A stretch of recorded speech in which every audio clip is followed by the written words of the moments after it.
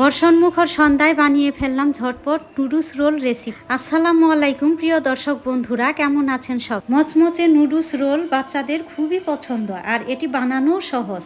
ময়দা নিয়ে নিচ্ছি 2 কাপ পরিমাণ এবং স্বাদ মতো লবণ দিয়ে দিচ্ছি। কুসুম গরম পানি অ্যাড করে আমি একটি ডো তৈরি করে নিব। ময়দা ভালোভাবে ময়ান করে তারপরে আমি আধা ঘন্টার মতো রেস্টে রেখে দিব। এবার আমি একটি প্যানে খুব অল্প পরিমাণে পেঁয়াজ এবং মরিচ কুচি দিয়ে ভেজে নিচ্ছি। এর সাথে দিয়ে দিচ্ছি ছোট এক প্যাকেট নুডলস। হাফ কাপ পানি দিয়ে নুডলসটা সেদ্ধ করে নিব। প্যাকেটের ভেতরে যে মশলাটা ছিল সেই মশলাগুলো দিয়ে দিচ্ছি।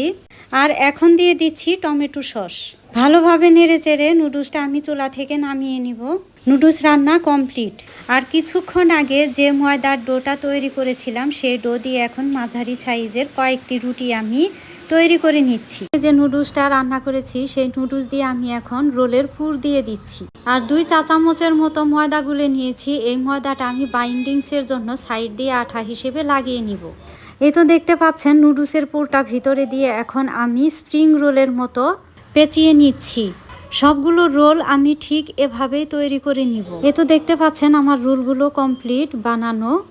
এখন এগুলো ভেজে নিব। একটি প্যানে তেল গরম করে নিয়েছি। এখন একে একে সবগুলো রোল আমি একসাথে ভেজে নিব।